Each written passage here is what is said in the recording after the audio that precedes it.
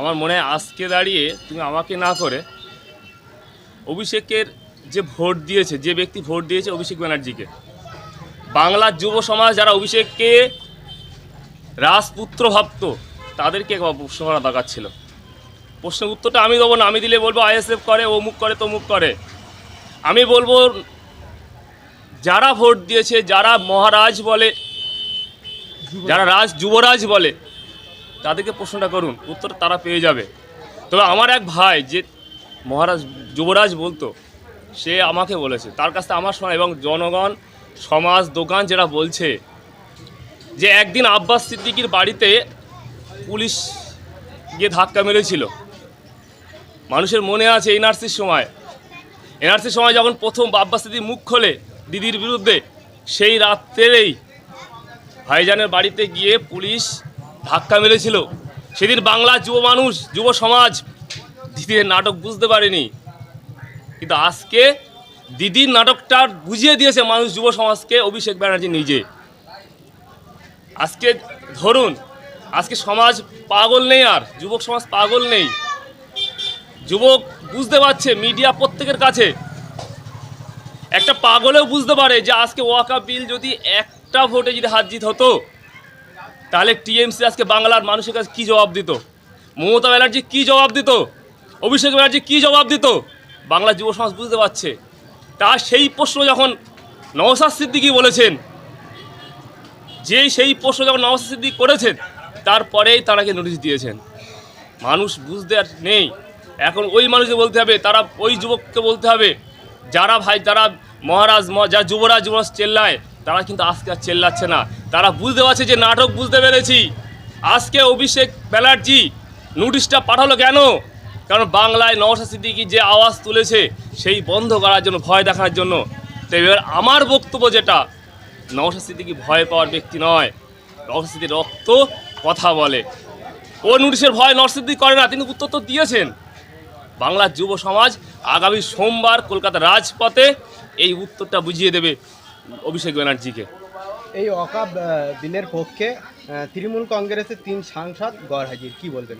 দেখেন, আমি তো এইটাই বললাম, আজকে যদি একটা ভোটে যদি হার জিত হতো, তাহলে টিএমসি কি, অভিষেক ব্যানার্জি কী জবাব চাইতো সাংসদদের? তাহলে আমার একটা সন্দেহ যে আমরা যারা সাধারণ মানুষ বা বিভিন্ন বিরোধী পার্টি যারা বলে যে আরএসএসের দুটো দল, এক টিএমসি, এক বিজেপি, তাহলে আমার তো মনে হয় এই সংগঠন বিল যখন পাস হয় তার আগে আরএসএসের বইটা হয়েছিল যে আমরা এত ভোট পাবো, আমরা জিতে যাব। অতএব অভিষেক ব্যানার্জি বুঝতেই পেরেছেন যে আমি এত চেল্লাই, আমি তো মুখ পাবো না, তা কী করে চুপচাপ বসে আছি। আর কেউ যে না আসুক না, কোনো ব্যাপার নেই, এক ভোটে হার জিতে হবে না, 82 ভোট হবে, 200, ও জিতে যাবেই। অতএব এই নিয়ে আমি আর বেশি চেল্লাবো না, এটা মানুষ বুঝতে পারতো। স্টালিন ইতিমধ্যে সুপ্রিম কোর্টে কেস করেছে। এখনো আমাদের রাজ্যের মুখ্যমন্ত্রী যিনি মুসলিম দরদি, তিনি নিজে এখনো কোনো রকমের কেস করতে রাজি হননি বা সেই পথে হাঁটেননি, কি বলবেন? আরে এ তো আমার প্রশ্ন করছেন কেন? আমি তো বারবার বলছি, বাংলার যুবক সমাজকে প্রশ্ন করুন। 26,000 চাকরি বাতিল হয়েছে তো। যখন বাতিল হয়েছে তার 5 মিনিট পরে মুখ্যমন্ত্রী দিদি দরদি বার্তা দিয়েছে আমি 7 তারিখে দেখা করব, বলেনি? আজকে 26,000 কেন, 26 লক্ষ মানুষের অধিকারকে ভঙ্গ করছে।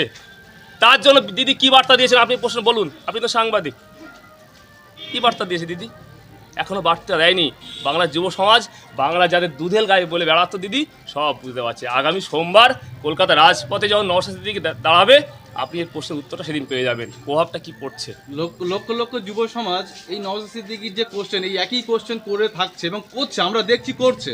এই লক্ষ লক্ষ যুব সমাজ কি নোটিশ পাঠাবে অভিষেক ব্যানার্জি? আপনি যদি বলেন আপনাকে নোটিশ পাঠাবে, না, লক্ষ লক্ষ যুব সমাজ না। আমার মনে যে প্রশ্নটা গাইবে, সকাল চায়ের দোকান, রাস্তাঘাটে, ক্লাবে, বাজারে, সব জায়গায় প্রত্যেকের যুব সমাজের পাড়ে একটা করে মোবাইল আছে, একটা করে, 10 টাকা হোক আর 10,000 টাকা হোক, প্রত্যেকে দেখছে। এবং অভিষেক ব্যানার্জি কী অন্যায় করেছে এবং কী নাটক করছিল এতদিন, ধরা পড়ে গেছে। তাই তাদের খিদে এটা যে আমরা এতদিন ভুল ভাবতাম। তাই নওশাদ সিদ্দিকীর কাছে এইটা এগিয়ে যাওয়ার একটা বার্তা, আর কিছু নেই, প্রশ্ন না।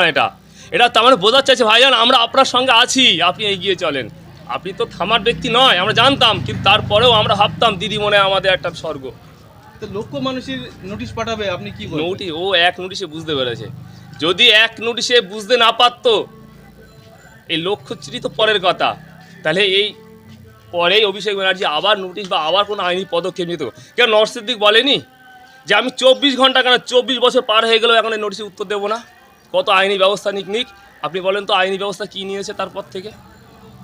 নোটিশ ভুলেই গিয়েছে। তাহলে কি আইএসএফ কর্মী যারা আছে তাদেরকে প্রচণ্ড হুমকি দিলেন নওশাদ সিদ্দিকীর মাধ্যম দিয়েই? দেখেন, নওশাদ সিদ্দিকীর রক্ত হুমকি দেওয়া রক্ত নয়, নওশাদ সিদ্দিকীর রক্ত হুমকি বোম বাঁধা রক্ত নয়। যারা বোম বাঁধে, যারা বোম ফেলে, তারা তো দিদি চেলা। দিদি বলেছে মনে নেই?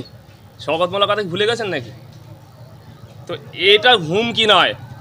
নওশাদ সিদ্দিকী যেটা বোঝে সেটা ভারতীয় সংবিধানের অধিকারটা বোঝে, মানুষকে এই অধিকারটা বুঝিয়ে দেয়, হুমকি না। বাংলার যাকে যুবরাজ বলা হয়, সেই যুবরাজের পার্লামেন্টে এই ওয়াকফ বিল নিয়ে কোনো ভূমিকাই দেখা গেল না। ওয়াকফ বিলের ভূমিকা নেই তো, কেন থাকবে? এটা সন্দেহ হচ্ছে। যে আমি বললাম তো যে ঘরে আগের দিন মিটিং হয়েছে আরএসএসের, যেখানে আমাদের এতজন 282 ভোট পাবো, এরা মিটিং হয়ে গিয়েছে অলরেডি। আর অভিষেক ব্যানার্জি দেখছে যে যখন যাবে, ওই পাগলা কল্যাণ ব্যানার্জি রয়েছে না, ও ভকভক করুক, আমার বেকার বলে আমার ইমেজটা নষ্ট করবো না, প্রথম কথা। আর দ্বিতীয় কথা, আমি যদি একটু ফট করে একটা বাজে কথা বলে ফেলি, যদি আর ভগবতের ভুলে গেছে, মোহন ভগবতজির গায়ে লেগে যায়, তাহলে আমার তো জেল নিশ্চিত। এই ওয়াকফ বিল নিয়ে মুসলিম সমাজকে কি বার্তা দেবেন? দেখেন, মুসলিম সমাজ এখনো অবুঝ আছে, এটা একদম অস্বীকার করা যাবে না।